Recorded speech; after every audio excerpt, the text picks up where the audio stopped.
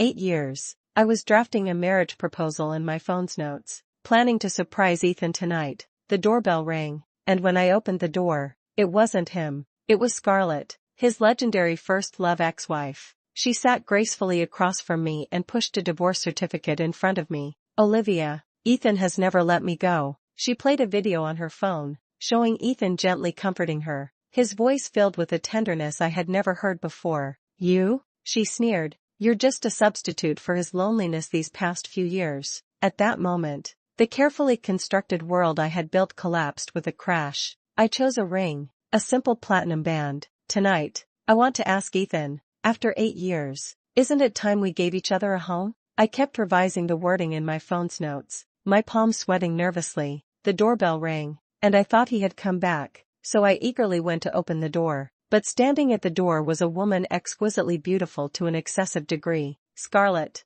the one Ethan mentioned, the ex-wife who had long become a thing of the past, his white moonlight. She walked straight into my apartment in high heels, her gaze sweeping over the photo of Ethan and me, a faint, ambiguous smile curling at the corner of her mouth. Olivia, right? She sat down on the sofa opposite me, her posture elegant yet carrying an undeniable aggressiveness. She took a document out of her Hermes bag and pushed it in front of me, a divorce certificate. The date was just a month ago. What do you mean? My voice trembled slightly. It means that Ethan and I have never truly separated, Scarlett said slowly. The legal procedures were just to appease his family and to handle some matters that are inconvenient for you to know. She unlocked her phone again and played a video. On the screen, Ethan was turned sideways to the camera, softly coaxing someone. The camera shifted, focusing on Scarlett's tearful yet smiling face. Ethan's voice was so gentle it seemed to drip with warmth. Be good, don't fuss. Once I finish here, we'll start over, okay? He even kissed her on the forehead. The background was arranged by me personally. It was their former marital home. The time was just last week. Ethan said he was going on a business trip to Los Angeles. Do you understand now? Scarlett looked at my pale face, a trace of satisfaction flashing in her eyes. He has always loved me. Being with you for these 8 years was only because I needed time to deal with my own matters back then. You were just a substitute who happened to appear, a remedy for loneliness. Substitute. These 3 words were like poisoned ice picks, piercing sharply into my heart. My whole body went cold, and it felt as if my blood had frozen. Why are you only telling me now? I heard my own voice dry and hoarse. Because the time has come. Scarlett admired my pain. Ethan has already decided to come back to me. Oh, by the way, he probably didn't tell you, but he recently suffered investment losses and lost quite a bit of money. I was the one who helped him cover the hole. She paused, then spoke as if giving alms. For having been with him all these years, I can give you a sum of money, $500,000. Enough for you to start a new life. Take the money and disappear. 500,000? To buy out my 8 years of youth and love? A huge sense of absurdity and anger swept away the initial shock and pain. I looked at her and suddenly laughed out loud. Scarlett, don't you find your situation embarrassing? A woman who needs to leave as a replacement for her ex-husband in order to regain her position? You think you've won? You're just picking up the trash I discarded. Scarlett's face instantly darkened. Watch your mouth. I'm just stating the facts. I stood up, walked over to her, looking down at her from above. Take your divorce papers and the video, and get out of my house. She seemed unprepared for my reaction, stunned for a moment, then sneered. Being stubborn won't help. You know clearly who Ethan loves. Just wait and see, when he comes back tonight, whether he chooses you or me. After she finished speaking, she walked away arrogantly in her high heels. The moment the door closed, all my strength seemed to be drained, and I collapsed to the ground. 8 years. From the university campus to entering society, I have accompanied Ethan from being a green intern to now an indispensable executive at Sterling Group. I thought we were growing together, soulmates. I remember how excited he was when he signed his first big deal, how clumsily he made porridge when I was sick, every gift he gave me on our anniversaries, and the sweet words he once said. Liv, meeting you is the greatest fortune of my life. Liv, we will be together forever. Now it seems, it was all a lie. Those tender moments may have been hiding thoughts of another woman. I am just as comfort in loneliness, the shadow when his true love is not around. How ridiculous, how cruel. I don't know how much time passed before I heard the sound of the door lock turning. Ethan came back, He saw me sitting on the floor, pale-faced, and frowned. "What's wrong? Why are you sitting on the floor?" There was no concern in his tone, only a trace of impatience. I looked up, gazing at the face I had loved for 8 years. The once handsome and profound eyes and brows now held only distance and unfamiliarity. "Ethan," I said, my voice eerily calm, "do you love me?" He was stunned for a moment, then looked away from me and irritably tugged at his tie. "Olivia, what are you making a fuss about again? I'm very tired today. Answer me," I insisted. He seemed annoyed by my stubbornness. "Does this kind of question even make sense? We've been together for so long. So, you don't love me, right?" I asked word by word. That silence was more hurtful than any words. "Let's break up, Ethan." When I said this, my heart felt like it was being tightly gripped by an invisible hand, aching so much I could hardly breathe. Ethan suddenly looked at me, his eyes sharp, carrying a hint of offended anger. "Break up? Olivia, are you using this to threaten me?" He probably thought I was using the breakup to force him to admit something or to hold him back. He was used to my obedience and dependence.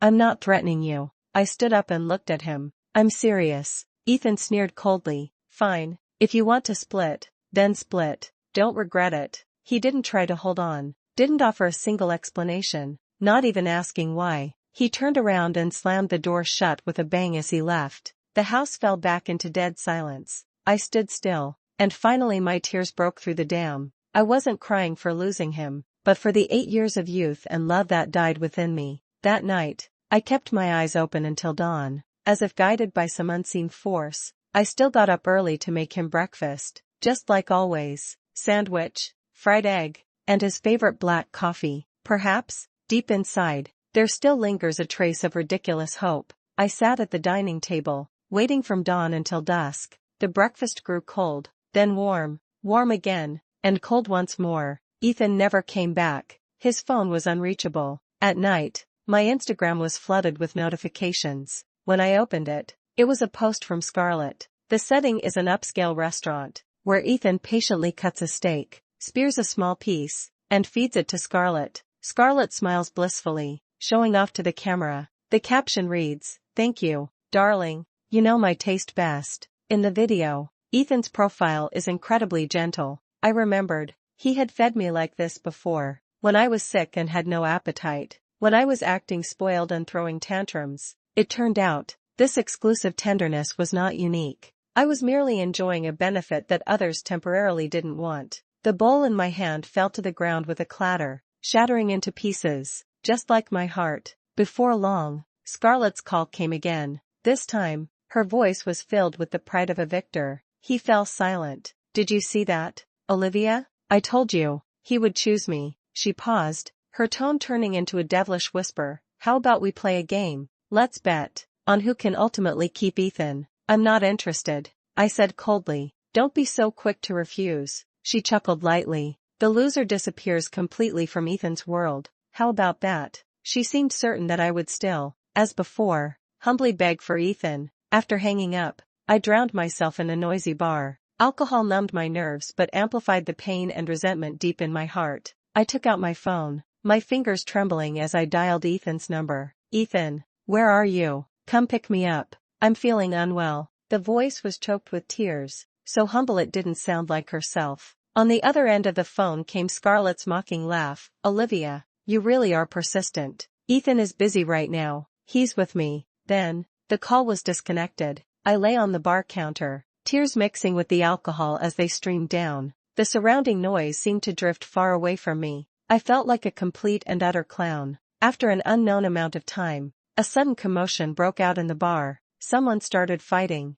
I groggily looked up and saw Ethan rushing in, grabbing me and pulling me up. "Olivia, have you had enough of this?" He looked very angry. Almost at the same time, Scarlett followed in, throwing herself beside Ethan, tears welling up. "Ethan, I'm so scared." In the chaos, someone swung a fruit knife. A cold gleam flashed. Scarlett screamed and stood in front of Ethan. The knife sliced her arm, leaving a bloodstain. "Scarlett." Ethan's face changed drastically, and he quickly picked her up, anxiously checking her wounds. He didn't even look at me once, holding Scarlett as he hurriedly left the bar, heading straight to the hospital, leaving me alone, standing there like abandoned trash. I staggered out of the bar, hailed a taxi, and also went to the hospital. It's not about caring for Scarlett, just wanting to give myself a reason to completely let go. Outside the emergency room, through the crack in the door, I saw Ethan anxiously by Scarlett's bedside, holding her hand and comforting her softly.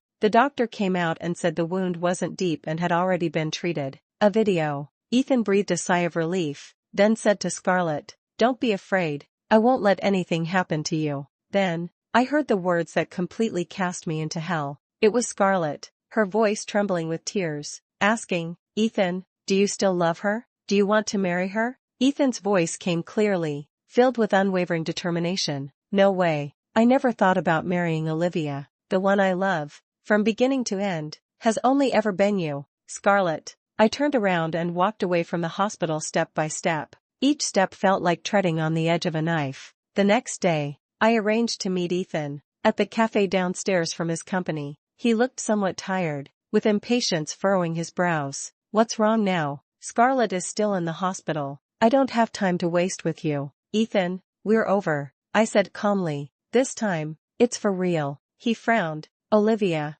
stop messing around, okay? I know you were wronged yesterday, but Scarlett got hurt because of me. As long as you behave and stay with me like before, I won't treat you unfairly." He even reached out his hand, trying to touch my face. I dodged away. "I don't want your compensation, nor do I want to stay with you anymore, Ethan. It's over between us." My calmness seemed to anger him. He suddenly grabbed my wrist with frightening strength. "Olivia, what exactly do you want? Are you trying to make things difficult for me at a time like this?" His eyes grew dark and fierce, carrying a hint of madness. "I'm telling you, don't test my patience." His hand suddenly clamped around my neck. The force was not strong, but the insult was intense. A suffocating feeling came over me, and I looked at him in terror. The man before me was strange and terrifying. "Get lost." He released my hand, his voice cold. "Leave my sight before I change my mind. Scarlett needs me." He turned and walked back to the Sterling building without a trace of reluctance. Tears welled up again.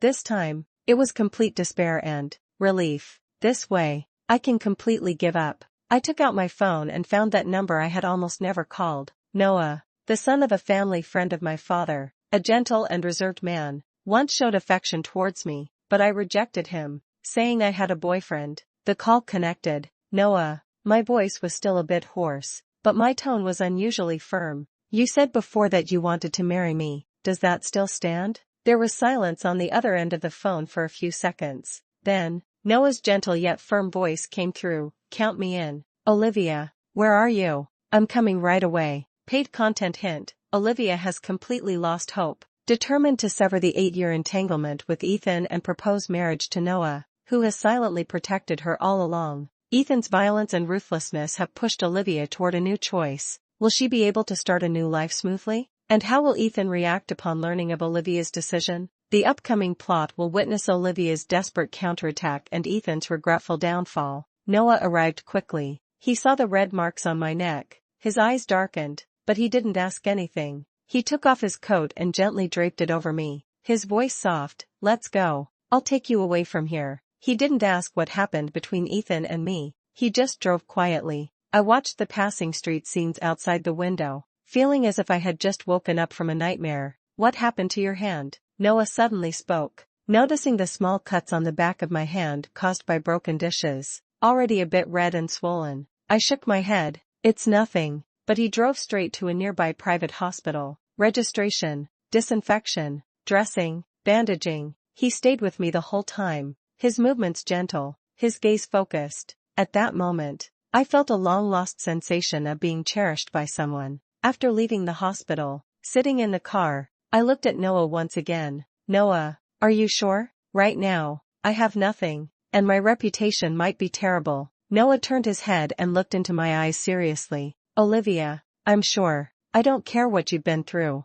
I just want to give you a stable home, a person worth your devotion. Are you willing to give me this chance?" Tears fell from my eyes. This time, not because of sadness, but because of being moved and warmth. I nodded firmly. "I do." The next day, Ethan's call came through. His tone was commanding, carrying his usual air of entitlement. "Olivia, bring the suit I changed out of yesterday to the hospital. Scarlett wants to drink the fish slice porridge you make." so make some and bring it along. He didn't even ask me how I was yesterday. I'm not available, I replied calmly. Ethan on the other end of the phone was stunned for a moment, then shouted angrily, "What did you say? Olivia, have you grown a backbone? I told you to deliver it, so deliver it." "Ethan," I interrupted him, "we've already broken up. Your clothes, your first love, none of that has anything to do with me anymore." My heart was completely dead. "You," Ethan said angrily, "do you think I can't find you? I'm telling you, don't try to play tricks on me."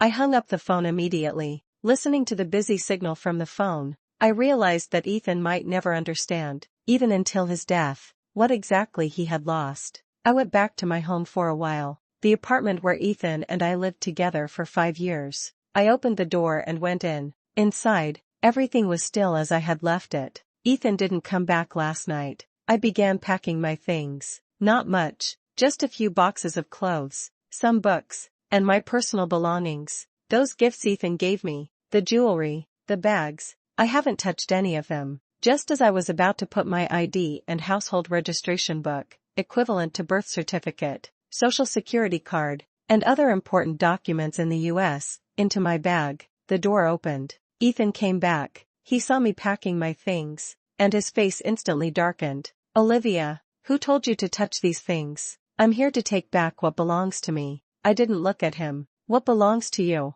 Ethan sounded like he had just heard a joke. "This house is mine. The food you eat, the clothes you wear, isn't all of it given by me? And now you want to talk to me about what belongs to you?" He walked over, snatched the suitcase from my hand, and threw it on the ground. "Did I tell you to leave? How dare you walk away? Is Noah backing you up? What do you think he can give you? He's just a loser." His words were full of insult and disdain. "Ethan, we're over," I emphasized again. "Over?" he sneered. "I tell you, as long as I don't agree, it will never be over." He took out his phone and operated it a few times in front of me. "I've already frozen your credit card. Let's see how you live now." "It's Scarlett." Ethan's expression changed instantly, his tone so gentle it could squeeze water out. "Baby, what's wrong?" I'll be right back. Want a midnight snack?" "Okay, I'll make it for you myself." "Be good. Wait for me." After hanging up, he didn't even glance at me again, picked up the car keys,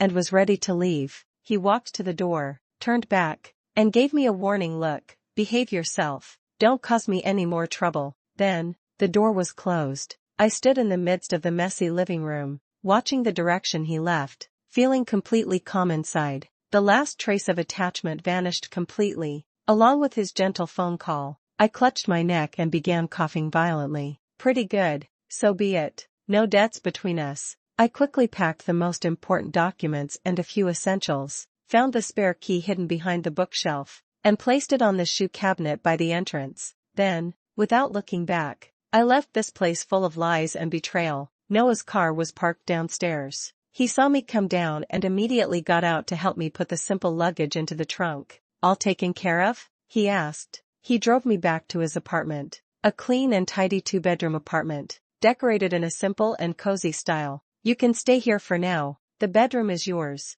I'll sleep in the study." Noah put my luggage into the master bedroom. "Let me know if you need anything." He didn't disturb me much and gave me enough space and respect. Lying on a strange bed, smelling the clean scent of sunlight, I felt an unprecedented sense of peace. That night, I slept especially soundly. The next morning, sunlight streamed through the curtains. There was a faint noise coming from the kitchen. I went out and saw Noah making breakfast. Simple fried eggs, bacon, toasted bread, and hot milk. He saw me and smiled. "Awake? Come and have breakfast." Sitting at the dining table, eating the warm food, looking at Noah's gentle profile, my eyes welled up again. "Thank you, Noah." Noah pulled out a tissue and handed it to me, gently rubbing my hair. "Silly, why are you still being polite with me?" Soothing music was playing in the car. "Olivia, let the past be the past. From now on, you have me." His voice was soft, yet carried a comforting strength. "We agreed to go to the city hall today to get our marriage certificate."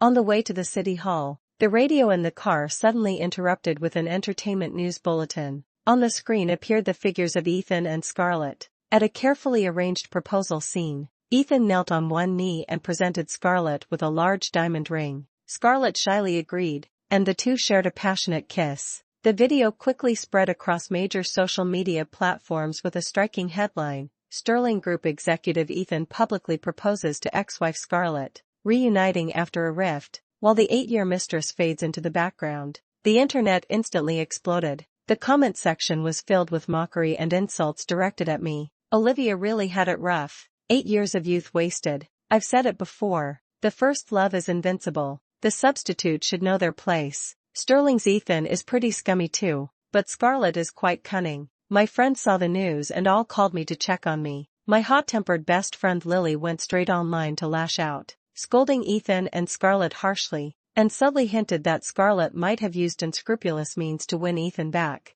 Soon, Scarlett's call came through to Noah's phone. She didn't know my new number. Noah put the call on speaker. "Olivia, tell your friend to shut up. If she dares to talk nonsense again, I'll sue her for defamation." Scarlett was furious. I picked up the phone, my tone calm and steady. "Scarlett, congratulations on getting what you wished for. But you'd better pray that Ethan never finds out who was really behind his so-called failed investment." I was just bluffing her casually, but to my surprise, Scarlett on the other end of the line fell silent instantly. It seems I guessed right. After hanging up, Noah glanced at me. "You knew all along?" I shook my head. "I just guessed. But it doesn't matter anymore. I no longer want to be tainted by these filthy schemes in the slightest." We've arrived at the city hall. The process is simple. Fill out the form, sign, and take the oath. When the staff handed us the brand new marriage certificate, Noah held my hand tightly, his face unable to hide a smile. "Olivia Sterling." "No, Olivia Davis." "Hello, my wife." Assuming Noah's last name is Davis, I smiled too, from the bottom of my heart. "Hello, Noah, my husband. From today on, I am no longer Ethan's accessory Olivia. I am Noah's wife, Olivia Davis." After getting the marriage certificate, Noah took me to browse the furniture mall. "Our home is still missing a lot of things. You come and choose." He listened to my opinion seriously and kept in mind the casual remark I made. "The color of this sofa is quite nice." He changed the note on the passenger seat of his car from empty to live seat. Like all ordinary newlyweds, we clumsily yet eagerly built our little home together. Being with Noah, I felt an unprecedented sense of security and warmth. On the weekend, Noah took me home to meet his parents. They were a very kind and gentle elderly couple. They had no prejudice against me because of my past, but instead were very warm and fond of me. Noah's mother held my hand and said, "Good child,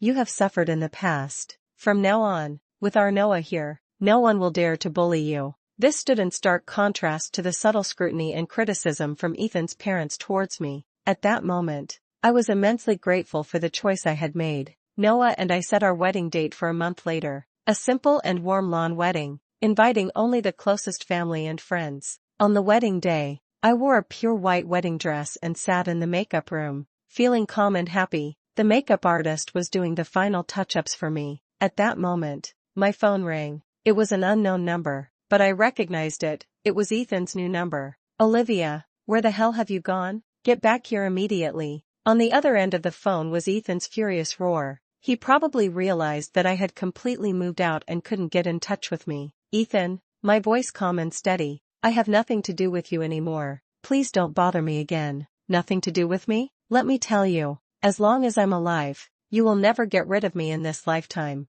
Ethan said viciously. "I order you, right now, immediately, get back to our home." "Sorry, I'm afraid not." I looked at myself in the mirror, wearing a wedding dress, and said softly, "Because I'm getting married today." Then, Ethan's voice was incredulous, tinged with a hint of panic. "What did you say? Getting married? To whom? Noah? Impossible. I won't allow it. Whether you allow it or not, it doesn't matter anymore." I hung up the phone and blocked the number. Completely draw the line. Noah arrived early at the bride's room. My friends were chattering away, asking questions about me, like my favorite color, favorite food, and the scene of our first meeting. Noah answered fluently, remembering every detail clearly. The friends all laughed, calling him a model husband with 24 filial pieties. He came over, took my hand, his gaze gentle yet firm. "Are you ready, my bride?" I nodded, yes. The wedding march began to play. Just then, his phone rang.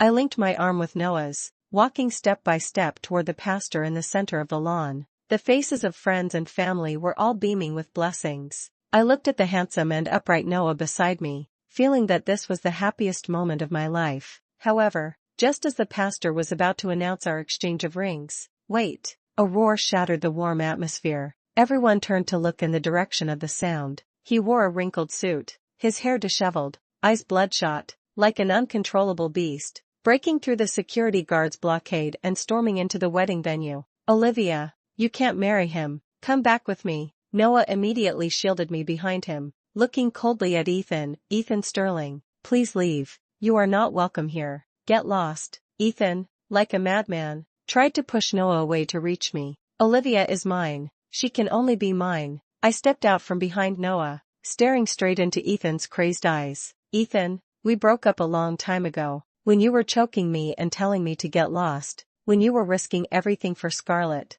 It was over. I am now Noah Davis's legal wife. We have already registered our marriage. I don't believe it. I don't believe it. Ethan shouted. You're lying to me. You're trying to get revenge on me this way, aren't you? He suddenly rushed over, grabbed my wrist with such force it almost crushed my bones. Come with me, Olivia. Come home with me. The sharp pain surged through me, igniting all my anger and humiliation. I bit down hard on his arm. Ethan winced in pain and let go. In the chaos, I saw that Ethan seemed to have something tucked at his waist. He seemed afraid the wedding would be stopped, or wanted to take me away by extreme means, and actually had a gun. Or perhaps it was a security guard's gun that was dropped in the confusion and he picked it up. At that moment, I didn't even know where my courage came from. I lunged forward suddenly and snatched the gun away. The cold touch instantly sobered me up. I raised the gun, aiming at Ethan, trembling, yet resolute beyond measure. Ethan Sterling,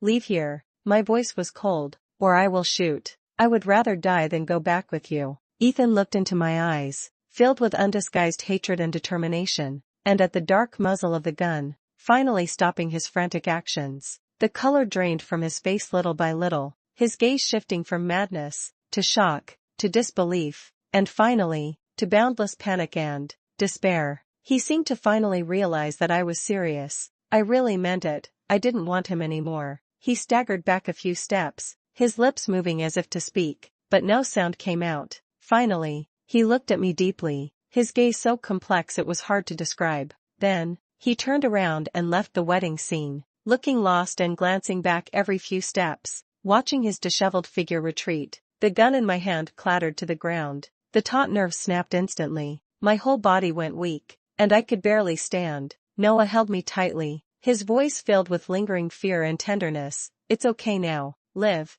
It's okay. It's all over. I buried my face in his chest and finally cried out loud. It was grievance, lingering fear, and a complete release. After my emotions settled, Noah wiped away my tears and took my hand again. Shall we continue with our wedding? He asked gently. I looked at him and nodded firmly. In the presence of our family and friends, we completed the remaining ceremony, exchanged rings, and made our vows. When Noah kissed me, out of the corner of my eye, I saw Ethan collapse to the ground outside the wedding venue, crying uncontrollably like a child. At that moment, I felt no pleasure of revenge, only a profound calm. Ethan's suffering was caused by himself. It no longer concerns me. The wedding fiasco was quickly recorded by guests and uploaded online.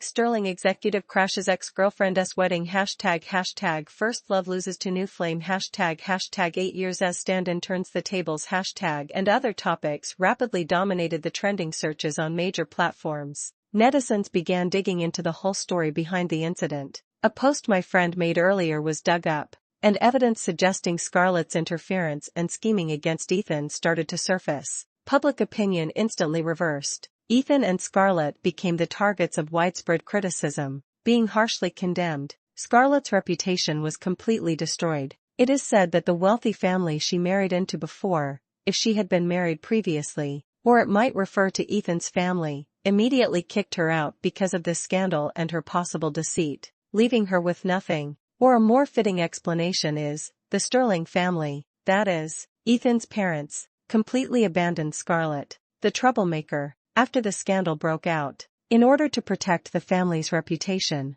Ethan's days were not easy either. His position in the Sterling group was precarious, and the family was extremely dissatisfied with him. He began to drink heavily, living in a drunken stupor every day. He seemed to have lost interest in Scarlett, the one who once made him reckless, and even felt a sense of disgust towards her. Ethan's parents vented all their resentment on Scarlett. They believed that Scarlett had ruined their son's and their family's reputation. Under immense pressure and Ethan's cold treatment, Scarlett, who was already possibly mentally unstable, completely broke down. In the end, she was sent to a mental hospital. As for Ethan, after a night of heavy drinking, he drove his sports car to the seaside. The next day, the police retrieved his car and his cold body from the sea. The official conclusion was that he lost control while driving under the influence and accidentally drowned. I saw the news of Ethan's death on the news. At that moment, my heart was filled with indescribable complexity, shock,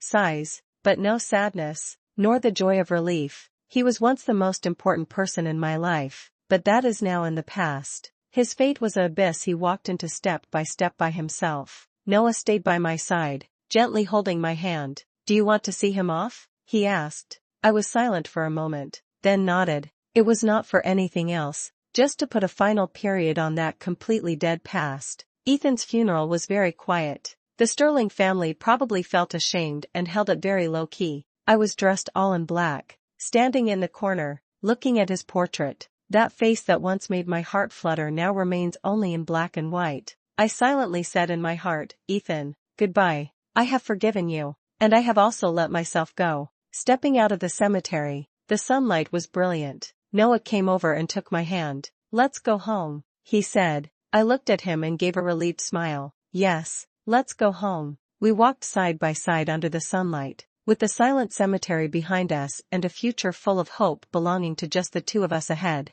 Life goes on, and this time, I chose the right direction and the right people by my side. I hesitated for a moment, but still answered. On the other end of the phone, there was a long silence. The sunlight was just right, and the breeze was gentle. "Ethan, this is enough.